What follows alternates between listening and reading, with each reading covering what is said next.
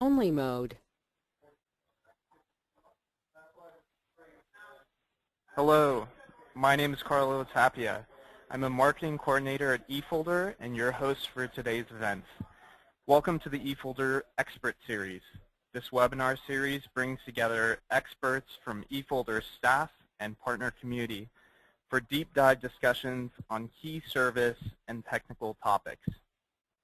Today's topic is 10 HIPAA frequently asked questions from MSPs and VARs. Today, we are joined by Mike Semel, President and Chief Compliance Officer of Semel Consulting.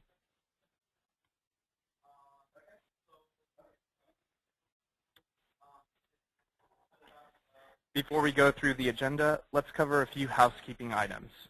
Today's session is being recorded. The recorded version of the webinar will be made available on eFolder's YouTube channel. We will also make copies of the slides available to those who registered for the event.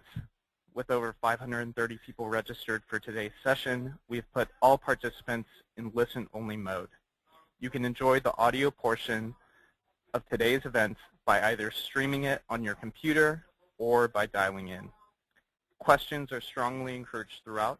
We have planned a special question and answer section at the end of today's discussion, but you may submit as we go along and we will try to address your questions on the fly. Today's presentation follows a logical flow. Mike will be describing HIPAA, its relevance to partners, and the implications of HIPAA compliance. Mike will then answer 10 frequently asked questions by MSPs and VARs. Now, let me introduce Mike. Mike Semel is a certified HIPAA and business continuity consultant with over 30 years in IT and over 10 years with HIPAA. He has owned or managed VARs and MSPs, served as CIO for a hospital and a school district, and conducted hundreds of HIPAA meaningful use assessments, risk analyses, compliance projects, and business continuity plans. Mike understands how to help MSPs leverage compliance requirements into selling more managed services and strengthening relationships by becoming more than just the IT guys. Mike, thanks for joining us and welcome. Thanks for having me, Carlo. Mike, I'll let you take the stage and tell us a little about your company, Semel Consulting, your role on the channel, and then we can jump into the slides. Okay. So, as Carlo said, I've been in the IT business as a VAR and MSP for 30 years and just got the itch, really, to do something a little bit different and take some of the skills and experience that I've developed to form a consulting company that works with some end users, with lots of VARs, and also with vendors like eFolder to help them become compliant and maintain their compliance and also leverage compliance into business opportunities. Started out with HIPAA in 2003 and got a certification, started marketing myself as a HIPAA expert, which wasn't very difficult to do because there weren't many HIPAA experts out there at the time, and got some really good business. Got a very expensive consulting engagement with over $30,000 with a technical security engineer to help a county become compliant. Then I got a job offer at a hospital to become their CIO, which I did still while running my business. I was an outsourced CIO for a hospital. And when we started the consulting business, it was to continue working with HIPAA, but also with business continuity planning. And there are other compliance frameworks for financial institutions, education, and now we're finding many of the states are implementing data breach laws, and we have to help people within those states comply. So we're a consulting company. We don't sell IT solutions to end users. We work with a lot of IT partners across the country where we become the hired gun to help them with HIPAA and healthcare opportunities and also in some other verticals.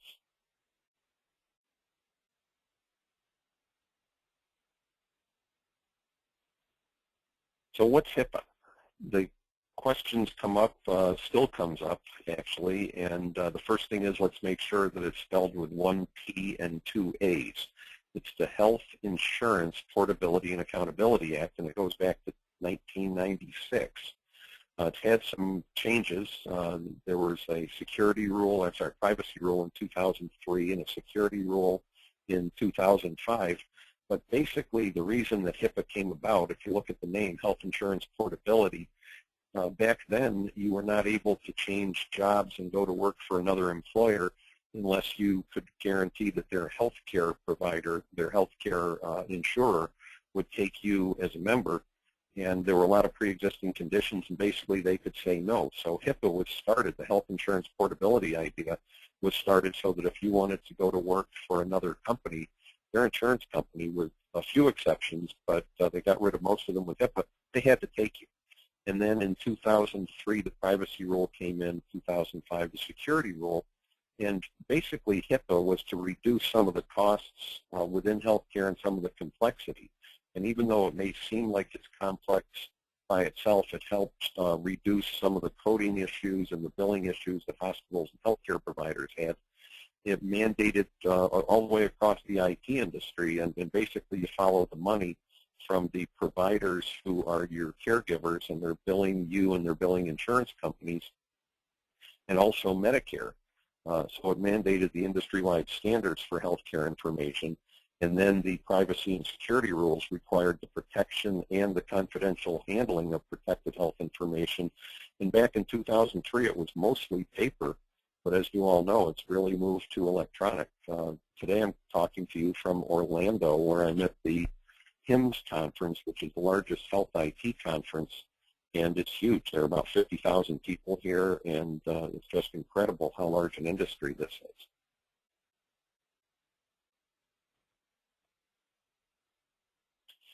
So the cost of HIPAA, and this really is more like the risk of not doing HIPAA. So these are some penalties that were assessed to organizations that were found to be not compliant. And the most recent one is at the top. And if you look at it, it's a lost thumb drive. Just pick up a thumb drive in your hand and think about how many patient records you could put on them. I've got a 64 gig thumb drive, and I think there are bigger ones than that.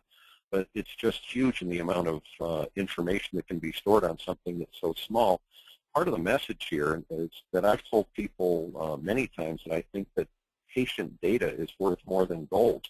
And this is the classic example, that an ounce of gold is about $1,200 or $1,400 an ounce. A thumb drive weighs 3/4 of an ounce. So 3/4 of an ounce of gold would be about $1,000 in that area, $800 or $1,000. And here, the same weight of patient records cost this medical practice in Massachusetts $150,000 just for losing a flash drive. Another Massachusetts case, these are all federal cases, but this was a Massachusetts hospital. Mass Eye and Ear Infirmary paid $1.5 million for a lost laptop, and the Alaska Department of Health and Social Services paid $1.7 million for a lost hard drive.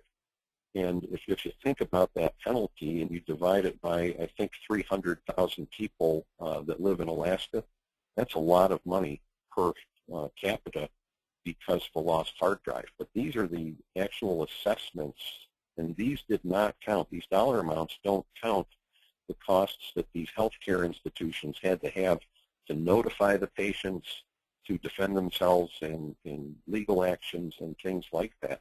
These were just the penalties, the fines, not counting a lot of other costs.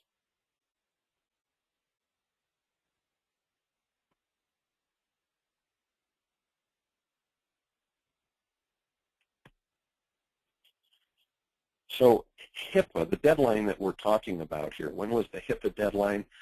HIPAA goes back to 1996, and then the privacy and security rules were in the early 2000s.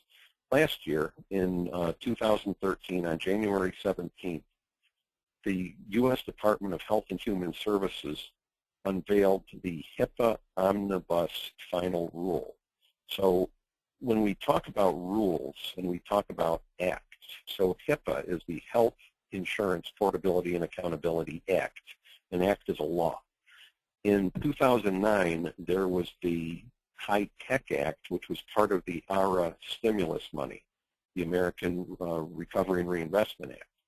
And that was funding. It's not Obamacare. It's the act that actually gave the stimulus money for working on roads and to the car companies and all these things. It invested $36 billion in electronic healthcare incentives to get doctors and hospitals to move from paper to electronic records. That's known as the Meaningful Use Program. The same law funded more HIPAA enforcement and also said that business associates, which are companies that include IT companies, had to comply with HIPAA. So they unveiled this rule, which are the actual rules themselves. The law said you have to do things. The U.S. Department of Health and Human Services detailed that into what needed to be done and how to do it.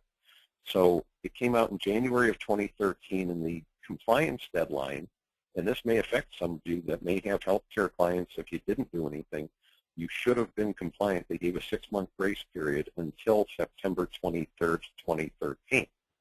What happened on that day was that if you weren't compliant, now you become liable for data breaches and even audits to validate that you are compliant.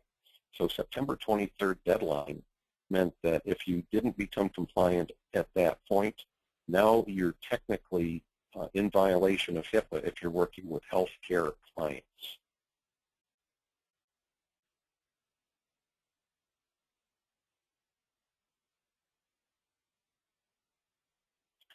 So what do MSPs and VARs have to do to comply? This slide's a little deceiving because there's an awful lot of things to do, but generally you have to comply with HIPAA's administrative, technical, and physical safeguards. So when you think about protecting electronic health information, your intuition says, that you're looking at technical controls. We have to encrypt, or we have to put password protection on, and we have to use firewalls and all these different devices and tools to protect the data, which is true. However, just like with other security frameworks that you may be familiar with, if you're in the financial industry or if you're dealing with the government, you've got administrative controls that make up over 50% of the requirements. Policies, procedures, documentation that you have to have, both to be able to sustain an audit, but also to require your organization, your workforce members, and your management to adhere to specific requirements, both policies and procedures, such as don't share your password with anyone, technical requirements, such as the things that have to be on computers to protect them. We talk about passwords, but also encryption and patches and updates and those things. There have to be policies in place requiring those. And then physical safeguards talk about the actual physical access to equipment. So in some facilities, who has card keys that can get through doors into the server room?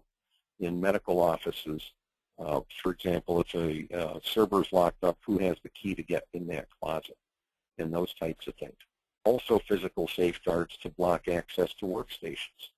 We've seen a lot of situations where we go into healthcare facilities and they show us how secure the server room is, which is nice, but then we walk out into areas where there's absolutely no locks or no locked doors between the parking lot and a device that accesses patient care information. And in some of these situations, we found that the organizations themselves have not implemented things like automatic lockout, where you'd have to put a password in after, say, 5 minutes of inactivity. So you can walk from the parking lot into the facility right up to a computer all through the day and just jiggle a mouse or hit the space bar, and you're in. So these are some of the controls that you have to have in place. And MSPs and VARs that do business with healthcare also have to have those types of controls in their own organizations, because your workforce members, your engineers, your technicians, and your help desk people may all be accessing patient information, or they may be working on a computer in a service department that has patient information on the hard drive, and your help desk technician may have a session open with a client at a healthcare organization and be looking at a patient record. So we've got to have these controls in place, and even though a VAR and an MSP doesn't deal with patient data the same way that a healthcare organization would. For example, being in the database and updating the records. Most IT companies that support healthcare organizations have access to the servers, have domain-level administrative rights, and they're right in dealing with the files themselves that contain patient records. And if you're working with a company like eFolder, you're taking those patient records and you're packaging them up in a secure, encrypted form and sending them to eFolder for backup. So you're dealing with patient records even though you never really think about what's in those files.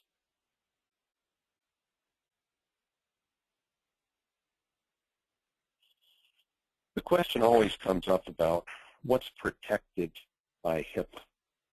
So essentially it's a very simple answer, and that is any combination, and you have to have the combination of a couple of things, of an identifier. And we always think of the person's name, but there are 18 different types of identifiers that the federal government recognizes, plus any information about the patient's treatments or their condition or their payment for health care. So it could be in any form, and it could be on any device. It could be in the form of the spoken word. So when you go into a doctor's office or you go into a pharmacy, you have the reception area set up, or the pharmacy counter set up, where if you're the patient that's at the counter, the patient behind you is not allowed to come right up and stand behind you and overhear your conversation. So we've seen these signs in the drugstores that say, please wait here until the customer in front of you leaves. And in the doctor's office, sometimes they'll have the receptionist's window set up so that more than one person just can't stand there. It can also be electronic, as we know, and obviously in the written chart. Where it gets confusing is when we start to talk about the devices that information can be stored on. So you can have written information either typed into a medical record, or it could be in the form of a scan or a faxed document. Verbal information isn't necessarily just words coming out of a person's mouth. It could be recorded either on a little transcription tape recorder, or, and this is becoming more and more prevalent, in terms of a voice message that's on a voice over IP phone system. So we're seeing all this great technology where it's converging voicemail and email and all of those things together. But when you call a doctor and leave a message on their VoIP phone system, and that message turns into an email that's sent to someone's phone, and it has your name and or your condition or your treatment information, then that record in itself is protected. And what we find is that healthcare organizations and even VARs and MSPs miss some of these things. There's so much data sprawl all over these organizations. And if you ask the people in the healthcare organization where their patient information is, they'll always tell you that it's in their electronic health record system. And they don't think about these things, but these are where the risks are.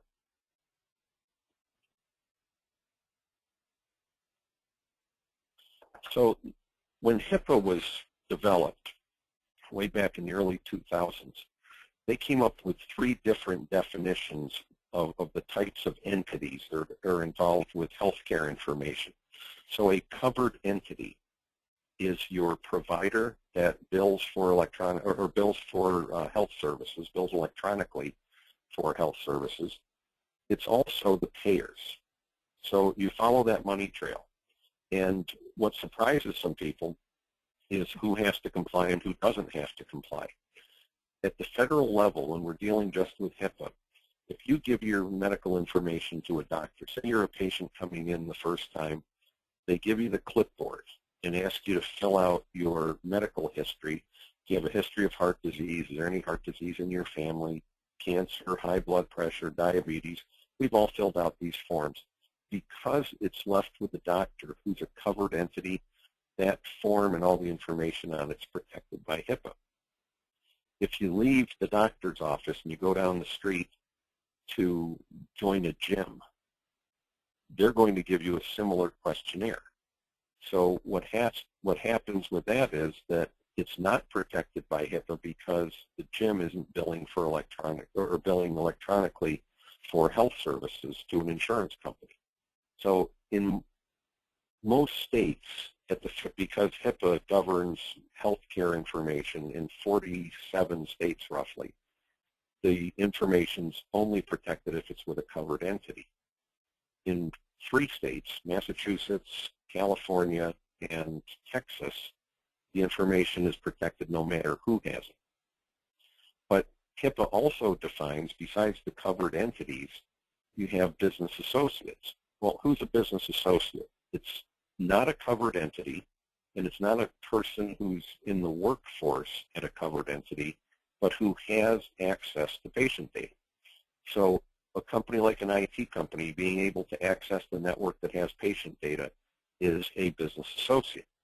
You have other categories of businesses that are business associates, and these, think about these as opportunities for you to go out and sell your services to, because they also have to comply with HIPAA. Some of them don't know that they have to comply with HIPAA. So an accounting firm that is auditing the books, the financial books at a covered entity, for example, a hospital or a doctor's office, is likely to see patient information as they go and they track transactions that go through the system. They're going to look at that a patient made a copay and then the insurance company made a payment and maybe the doctor wrote off a discounted amount because of a contract with the insurance company. But the accounting firm is going to see that. We don't typically think of accounting firms as having to comply with HIPAA. If a lawyer is representing a doctor in a malpractice case, then the lawyer that's representing the doctor is going to see the patient's records because the doctor shared them, and that means that the lawyer is a business associate. Shredding companies that come to the office and shred records are business associates. Copier repair companies, because the hard drives within some of the larger copiers hold images of documents that are copied or scanned or faxed, they have to comply as business associates. So if your business is supporting healthcare clients, you are a business associate. And you don't have to have access into the electronic health record system or even to the point where you can get into the records themselves. The fact that you deal with the files that are on a hard drive that contain those records is enough to mean that you're a business associate.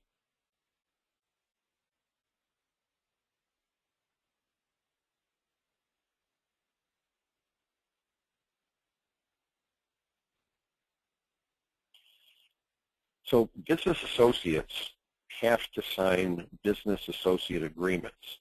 So let's start with the doctor's office. The doctor's office is a covered entity, and they're going to hire your company, your managed service provider company, to support them, to support their network. So you're going to sign a business associate agreement with that doctor. And basically it's a confidentiality agreement, but it also means that as a business associate, you have to comply with HIPAA and you can face penalties if you don't. And if you have a data breach, the doctor that hired you can also be penalized for hiring you and not doing good due diligence to make sure that you're going to protect the patient records. So we talk a lot about the VARs and the MSPs having to sign business associate agreements. What we hear from VARs and MSPs a lot is that they'll go to their healthcare clients and say, we want to sign a business associate agreement. And in some cases, it will come from the client. Other times, it will come from the VAR. It doesn't matter who initiates the agreement as long as both parties sign it. And the healthcare organizations don't sign it. So we get this question, if a client refuses to sign a business associate agreement, can we still do business with them? The answer is yes. And the reason that the answer is yes is that as long as you act as a business associate, the burden is on the covered entity, on your client, to have the agreement with you. If they won't sign it, it doesn't mean you can't provide them with services. It just means that you're going to continue to work for them as you would have had you signed the agreement. And if they ever get audited and they're shown not to have an agreement, then they can be penalized. If you're audited and you show that you're providing services to that client and there's no agreement in place, they're the ones that are going to get in trouble, not you. So the answer is yes, you can continue to work with them, but you still have to comply with HIPAA with or without a signed contract. So the term that I've used in the past is that it's how you act, not what contract you have in place. You're going to comply with HIPAA. You're going to provide HIPAA quality or HIPAA compliant services with or without a signed contract, and that means that you're compliant even if you're missing the piece of paper with your client. Mike, there's a question about where that line is sort of drawn. You know, when does the liability start to fall on the client, and when does it start to fall on the IT provider? Well, it's not a clear line, first of all. So the liability, as soon as you are delivering services to a healthcare client, you are, in fact, by delivering those services, a business associate. So there's no qualifier. It's just that if you have any access to patient data, and you can look at that any way you want to. If you touch a computer that has a hard drive in it that has some patient data, if you're supporting the servers, if you're setting up an online backup and putting it on a siege drive to send to eFolder, just any type of service that you offer that gives you access to their patient information, gives you a login to their network, whatever, as soon as that starts, you now are a business associate. The details and the paperwork that you have to have in place should come immediately, but as I said, if it doesn't, you still have liability against to protect against data breaches, and your client has liability for making sure that you are compliant, and that includes having the agreement in place and also validating that you're compliant with HIPAA, that your organization has policies and procedures, that you've had a HIPAA risk analysis done, that you've trained your workforce members to understand HIPAA and to comply with it, and that on a regular basis you're delivering HIPAA compliant services. So it really begins immediately. If the liability that's on the medical provider that hires you is the question, that occurs again immediately upon hiring you, that they have confirmed to themselves or assured themselves that you're going to do things in a compliant way, and the liability that they accept is that they're the guardian of the patient records, and by giving you access to them, they have liability. If you had a data breach and it was found that they had not done good due diligence, for example, to find out that you were HIPAA compliant, then both you could be fined and them. But at this point, one of our challenges is that, if you remember that September 23rd date, that was the first day that business associates had to be compliant, and we have not yet seen a federal government action against a business associate. We're expecting it this year. I heard the Deputy Director of the Office for Civil Rights talk yesterday, and she said this is the year that we're going to be penalizing business associates. So we know it's coming, but we haven't seen any specific data yet to understand exactly what the feds are thinking. Great. We have another question here from Eric Fletcher. He's asking, is there a standard business associate agreement available, or do we have to create our own as MSPs and VARs? Well, it's a great question, Eric, and this is one where our government has made it difficult because they feel that a business associate agreement is actually a contract between two companies, and they don't want to create a form or a template for a contract between two companies. What they have is guidance out on a federal website that said all of these terms and conditions have to be in a business associate agreement, but then you come up with your own agreement. So it's a document that either you have to come up with to work with your clients, or you have to get it from the client. And then with your vendors, companies like eFolder, eFolder has a document that they will provide to you, so you don't have to get a lawyer to write a business associate agreement with eFolder because they have one. So the answer is that it can come from either party that's going to sign the contract, and typically what we've seen is bigger companies like eFolder compared to the VARs and the MSPs will create their own because they don't want to have a team of lawyers going through thousands of different documents. So eFolder has a business associate agreement that it will provide, and it's done by their attorney, and it's got all the components that the federal government says have to be in there within that agreement. So it doesn't matter where it comes from. There's no template available that that the government just gives you to say sign here and you're compliant. All right, we'll take one more question before we move on. The question's from Patrick Quinn. He's asking, is it the client's responsibility to notify the MSP if they have any HIPAA data on their systems? And as a follow-up to that question, if the MSP doesn't know, can they be held liable? Well, it's a great question, and it's the same question that we discussed when we were talking with eFolder about how to deal with the data that it handles on a daily basis. And the real challenge is that, no, the client doesn't have to disclose to you that it's patient data.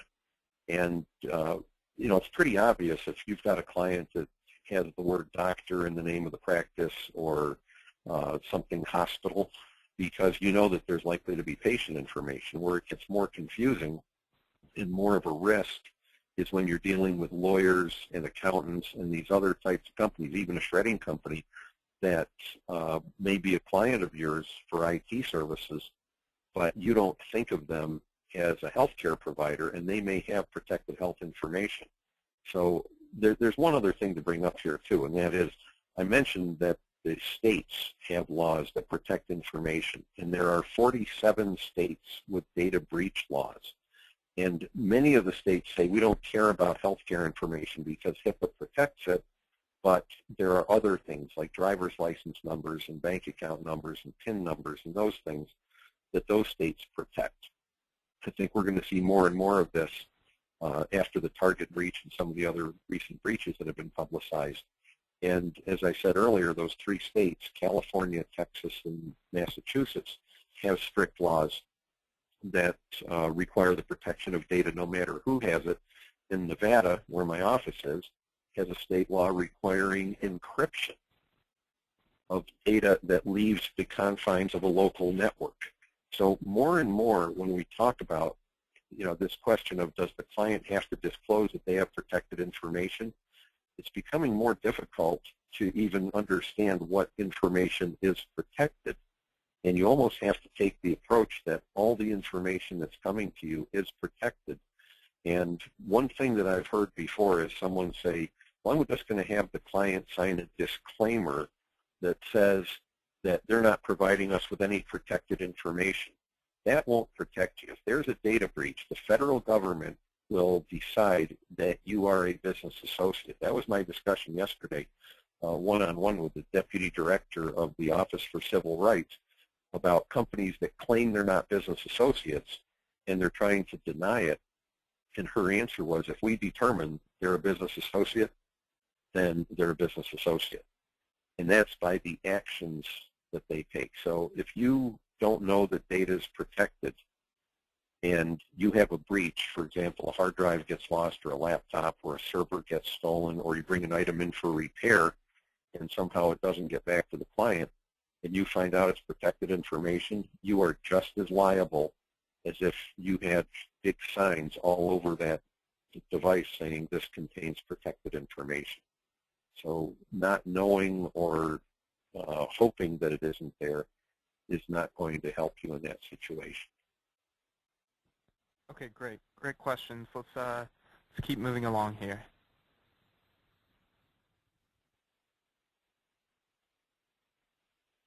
So this question comes up a lot. Do we, VARs and MSPs, have a responsibility to report if our client is doing something intentionally or deliberately out of compliance? We thought that that was going to be the case because when the HITECH Act was passed in 2009, the law said that business associates will have to comply just like covered entities. And if you go back to the original HIPAA rules, when they were discussing business associates, said that if a covered entity knows that its business associate is not compliant with HIPAA, it's supposed to inform them and give them some time to correct the situation. And if they can't correct it, then the covered entity should terminate the relationship and notify the HIPAA enforcement organization. At the time it was Medicare, the Centers for Medicare and Medicaid Services, and now it's the Office for Civil Rights. When the HITECH Act came out, it said that business associates were going to have to comply as if they were covered entities. So essentially you could just turn the words around, and we thought that a business associate was going to have to turn in a healthcare provider, perhaps its own client, if the business associate found that that person or that organization wasn't compliant. And that did not come out in the HIPAA Omnibus rule. It was not in there. So the answer is no.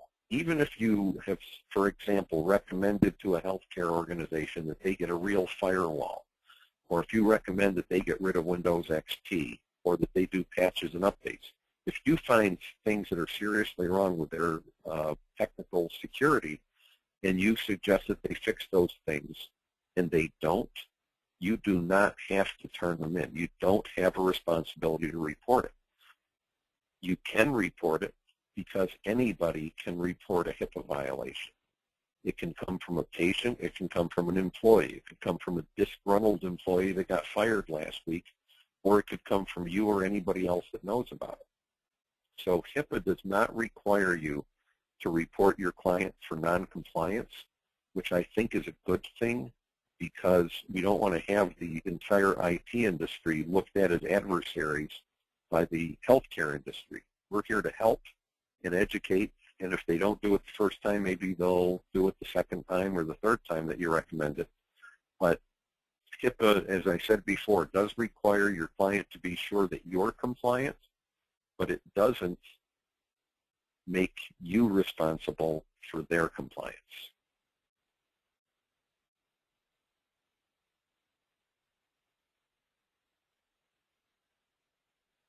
Okay. Carl, why don't you click one more time so we can see the answers. So do we have to sign business associate agreements? Thank you. With our vendors. So it depends on who your vendor is and what their role is. Follow the data and follow the money. So if you are working with a company that does online backup, like eFolder, and you're going to move patient data to eFolder, then yes, you do have to have a business associate agreement with eFolder. Because according to the language of the HIPAA Omnibus final rule, eFolder is actually maintaining the data. They're storing the data within their infrastructure in one of their facilities. Now, eFolder doesn't own the data centers that their equipment's stored in. They rent space like most all other cloud vendors. So they have to have a business associate agreement with the data center. So we have to follow the chain that's involved with the transfer of the data. And wherever the data is stored, that organization that owns that facility has to comply, and the organization, for example, that rents space there, has equipment there, has to comply. So any vendor that stores EPHI, Electronic Protected Health Information, is a business associate. That includes cloud services, online backup providers, and data centers. So a data center in this context may be one where you have a rack or you have a cage that has racks in it. And if you're storing patient data in those racks in that data center, then the data center also has to comply. And as I said a question or two ago, either you or your vendor may originate the business associate agreement, but you need one.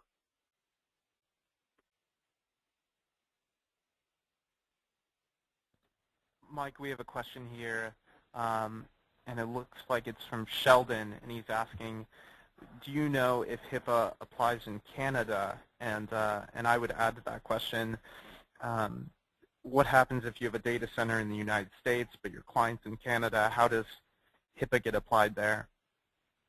Well, Canada has a law similar to HIPAA, and I'm really not that familiar with it, but I can answer the question the other way. In other words, if you're a U.S.-based company and you store data, or if you have a service provider overseas.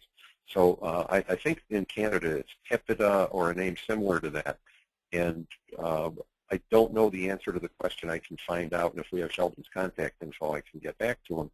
But if you're a U.S. company, this company comes up, or this question comes up a lot with U.S. companies that want to work with transcription companies and call centers and things that are overseas. And a lot of those are in India and the Philippines and places like that. And those companies, even though they're offshore, do have to comply with HIPAA, sign business associate agreements, and they're liable. But the question came up yesterday in that session with the Deputy Director of the Office for Civil Rights about how they enforce it. And her answer was pretty logical. It's very difficult to enforce a U.S. law on someone that's outside of the country. But number one, their business is dependent on it. So if they're going to violate the law, then they're going to lose the business with their U.S. clients. The real answer is that they're going to go after the person whose neck they can reach out and choke, and that would be the company that hired them. So it's likely that the fine would go to the covered entity or even the VAR that used an offshore company for data storage or any services where patient records were involved, because they're the ones that the U.S. government can reach out to. So even though you may have just hired that company and you really didn't control anything they did, if there's a data breach, you're going to have to report it. You're going to pay all the breach notification costs and things, and then you're probably going to pay a fine for hiring a company that would not comply with HIPAA and would not comply with the investigation. Great. Thanks, Mike. You're welcome.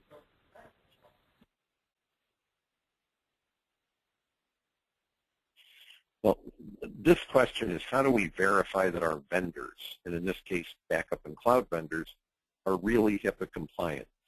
Let's emphasize the word really, because there's a lot of smoke out there right now in this industry where people are saying they're offering HIPAA compliant services. There is no such thing in and of itself, because there's no product that can be certified as HIPAA compliant because there's no certifying body. So basically, in order to offer HIPAA compliant services, you have to work with a vendor that, number one, admits that they're a business associate. Number two, will sign a business associate agreement. Number three is the big one, that they have to comply with HIPAA with policies and procedures. They have to have a risk analysis. They have to make sure their workforce is trained in HIPAA. And one of the things that we find with a lot of people in the IT industry is that there are several different types of security frameworks that they might have to comply with. So it used to be SAS 70, and now it's SSAE 16 and SOC 2. When you go to a data center, they'll proudly tell you that they're SOC 2 compliant, for example. And that's good, but that's not HIPAA. It's not an automatic substitute for HIPAA. So what you have to do with these vendors is to make sure that they have implemented specific compliance with HIPAA. So some organizations will say, well, we'll sign a business associate agreement. And that's the legal document. And what that tells me, if they don't answer some other questions properly, is that they got advice from their lawyer and they looked at HIPAA as a legal exercise. HIPAA is a legal exercise as far as the agreement goes, but that's maybe 1% or 5% of what it takes to become compliant. It's easy to get an agreement or hire an attorney to write an agreement for you. That's just one small item out of the many things you have to do to be compliant. So you need to validate that the vendor is complying beyond signing agreements. Talk to them. Ask them if you can see some of their policies or maybe their risk analysis. They may not want to share the risk analysis with you because it's got some proprietary or competitive information in it, but I think it's pretty easy to figure out when someone is willing to show you something or share the information with you and be transparent about it, as compared to someone that, you know, says that they don't have one, or in some cases doesn't even know what it is. What it really gets down to is you are liable for them. So if you think about the way liability flows, you have the patient standing on top of a hill, and just below the patient, you have the doctor. and the doctor is committing to the patient, or a hospital, for example, a covered entity, they're committing to the patient that they're going to protect the medical records. Then they hire you as a vendor to them. So they hire an MSP, and you're going to have access to the network. The doctor essentially is saying to the patient, trust me to hire people that are trustworthy. And then you're going to want to do online backup as part of your managed services. So you're essentially saying to the doctor, trust me to bring in a company that's trustworthy. And that's eFolder. And then eFolder is going to say to you, we're using these Tier 3 or Tier 4 secure data centers to house our equipment, and we have business associate agreements with them, and they comply with HIPAA. So Mr. VAR/MSP, trust us that we're bringing in the partners that are trustworthy and are doing this. So you have to look at this whole business associate concept as a chain of trust. But just like Ronald Reagan said, trust but verify. And just having a business associate agreement does not necessarily mean that an organization is truly compliant with HIPAA. Ask some hard questions, and if the organization that you're talking to is willing to answer them, then it's someone you should do business with. If you get denials, and we've seen this even recently, from companies that say that they're a data center, but they don't have to comply with HIPAA because everything is encrypted, or they have you, one company had people sign a disclaimer saying that the data center had agreed never to look at the data, so they weren't going to comply with HIPAA. I mean, things that are pretty ridiculous if you understand the laws. But if you run into a vendor like that, you have no choice but to leave and take your business elsewhere, or to move your healthcare clients elsewhere, and you're still risking business from companies that aren't healthcare clients but may also have to comply with HIPAA. So it gets pretty ugly if you're trying to split up your client base into multiple vendors because someone doesn't want to comply with HIPAA. The easier answer is just find someone that complies with HIPAA, and you can bring all the other data with you.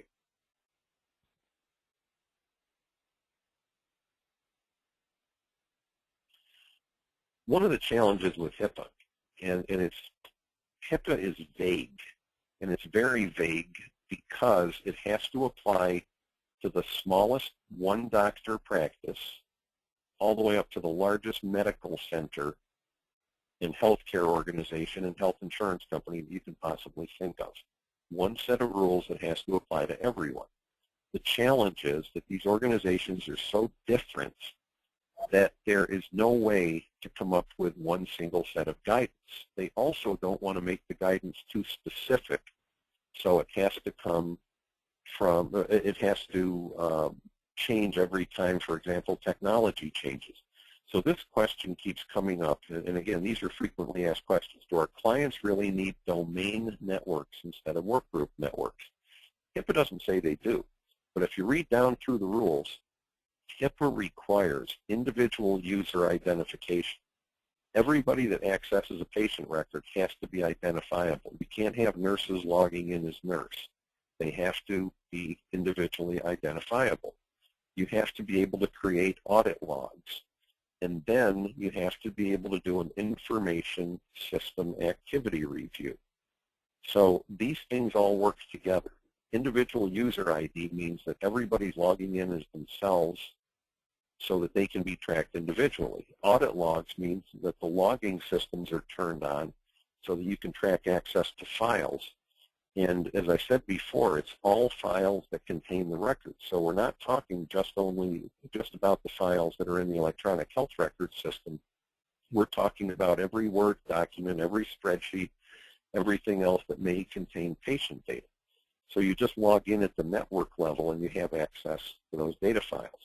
The information system activity review is a requirement that periodically the covered entity has to go through and review, and also now business associates, who has accessed patient records.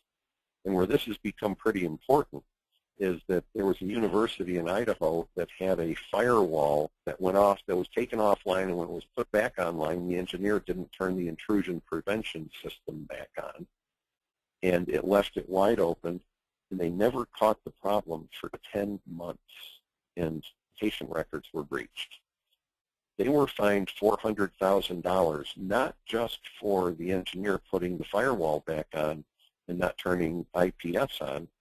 They were fined $400,000 because it took them 10 months to figure out that they had a problem, and if they had been doing reviews of who was active in their system, which is an information system activity review, they would have identified unauthorized traffic. The only way to do all of those things is to have a domain or to have a very expensive logging program. If you don't have a domain, that essentially costs you more than putting a server in to create a security domain. The last thing is that audit logs have to be retained for 6 years. This is clearly within the HIPAA requirements, and people in most organizations, healthcare organizations, don't even turn logging on. And the smaller ones, they don't turn the logging on, and let alone want to keep logs for 6 years. So this is definitely where IT needs to come in and help the medical practitioners.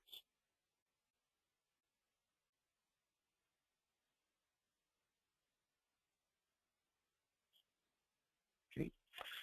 Encryption of data is a HIPAA get-out-of-jail-free card. And what that means is that the HIPAA data breach law says that if a device is lost and it has patient records on it, you have to notify the patients and you have to report it to the federal government. But if the data is encrypted, and the encryption, it has to meet the federal standards, which is basically AES like 256, that encryption, if the data is encrypted on the device and it's lost, you don't have to report it. So if you encrypt a device and then it's lost, you don't have to report it. When we showed that early slide with $1.5 million fine for the hospital that lost a laptop, they would not have had any fine if it was encrypted. Same with the thumb drive, same with the hard drive up in Alaska. If the data had been encrypted, then they would not have been reportable.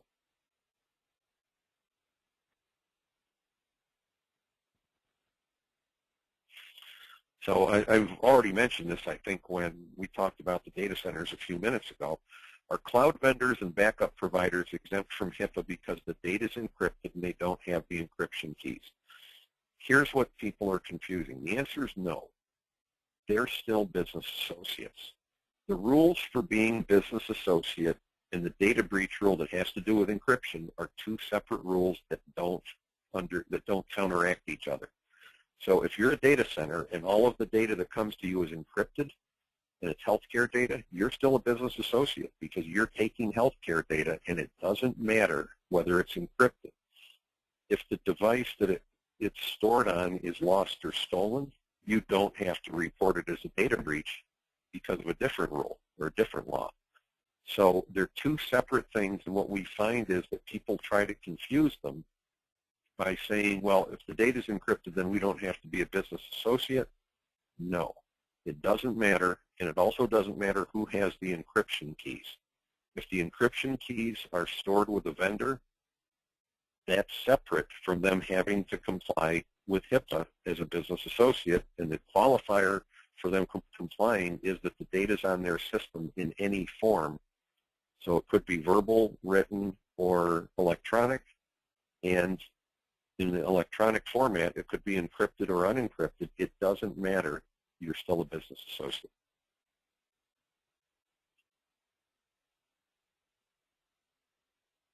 So there are a lot of things that you have to do to become HIPAA compliant. First thing is that if you own an organization that has to be HIPAA compliant, you or someone in management needs to understand HIPAA. You have to implement HIPAA-specific policies and procedures. You have to do a HIPAA risk analysis that's specifically focused on the protection of health information. You need to train your workforce. You need to perform and document ongoing HIPAA-compliant services. So we've identified, for example, the replacement of a hard drive in a normal business. In other words, somebody that's not regulated, it takes about 4 steps and can be done in an hour. If you're going to replace a hard drive at a medical facility or even a financial organization or someone else that has to comply with the law, it's going to be about 9 steps and take 2 hours. So it takes longer and it should cost more to deliver HIPAA compliant services than just standard services or businesses that aren't regulated.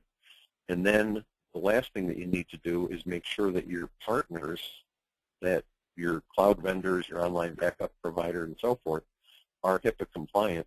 And again, a great example is eFolder.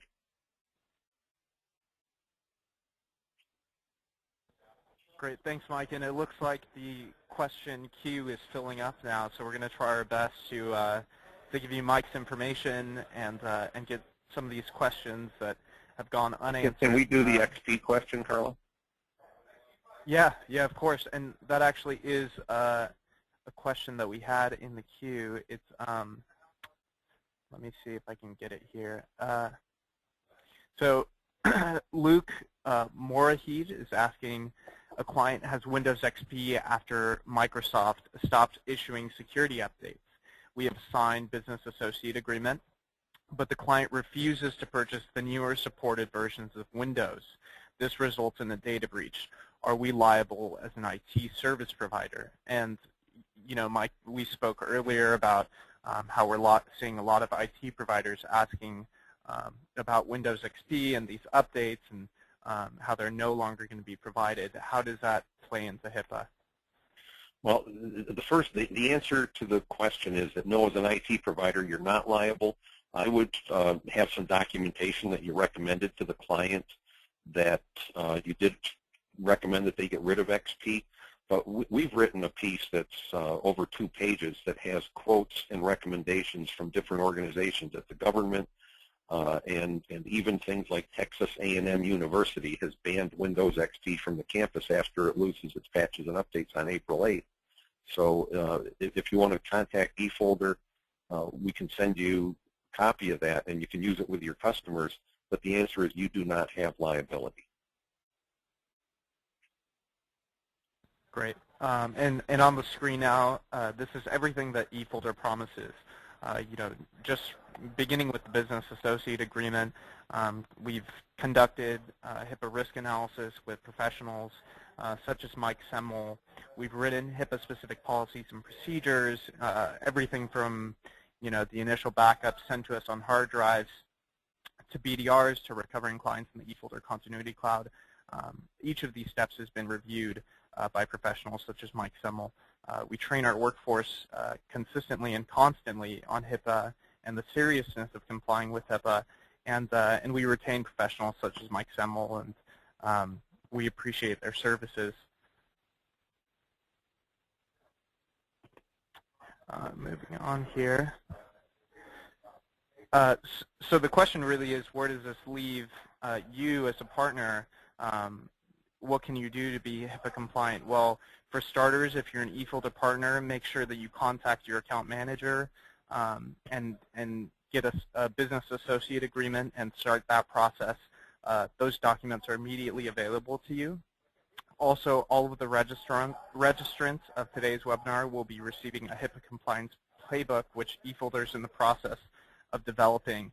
And this will have a video training course designed to educate partners about HIPAA compliance, a slide deck that can be modified and used to train your employees, an example one-page HIPAA compliance checklist that you can use along with your employee training, and also a business associate agreement that you can adapt and use in your business dealings. And there will be more, and just stay tuned for that. Mike, I'll go ahead and let you talk about the resources and the offer that you've made available to eFolder partners and participants and the registrants of today's webinar. Okay, Carlo, and before we do that, I know that many of you have sent questions in, and I've asked eFolder to forward the questions to me. I'm going to answer every one of them, and eFolder will send them back, not individually, but we'll send back the whole list of questions and answers to everyone that participates in this webinar. So please don't feel frustrated that your question didn't get answered. It will get answered. What we've done is we've put together, Semel Consulting's put together a compliance workshop, and we did 4 of these last year for VARs and MSPs, and it's focused on what you do every day. Last year we did live webinars that were live seminars that were one day. People had to fly in. We did one in Dallas and one in Chicago, and then we've done virtual, which is what this is. where we've taken the 1 day of training down to 3 2-hour webinars. You don't have to travel, you don't have the expense, you don't have to take days out of the office. So you get the training on HIPAA, and it's specifically knowledge about HIPAA, understanding your risk analysis, which we will assist you with, and then also how to deliver HIPAA compliant services. And again, it's focused directly on the IT services that VARs and MSPs provide. We include customized policies and checklists for you to implement within your own company. The policies are over 130 pages. The checklists are for things like, how do I deploy a computer in a regulated environment? How do I retire a computer that came out of a doctor's office? How do we set up things and deliver services and repair services so that they're compliant? Because each one of you is different. I mean, at some level, all MSPs and VARs do the same thing, but at some point it goes off where people are doing things differently or they have unique situations. We include up to 2 hours of one-on-one consulting for everyone that participates in the workshop, and then we record the webinars for the workshop participants because we do them on 3 different days, and if people have to miss one, they can go back and view the recording, or they can go back later and look at it, or they could share it with employees. So if you're a business owner, maybe you see something that you want your service manager, your dispatcher to look at, and you can go back and play the recording back.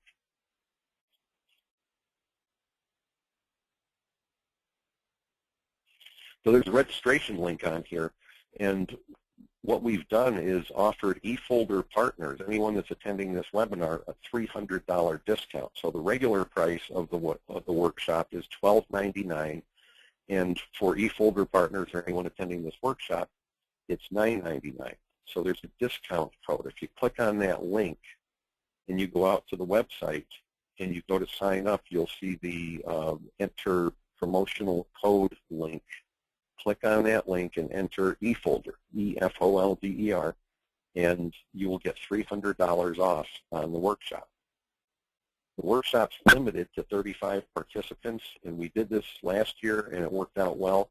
It makes the workshop flow better when there are fewer people in it, so we don't want to overbook, and we also want to be able to give individual attention to all the participants as they're going through it and as they're getting the consulting that they need to customize everything for their businesses.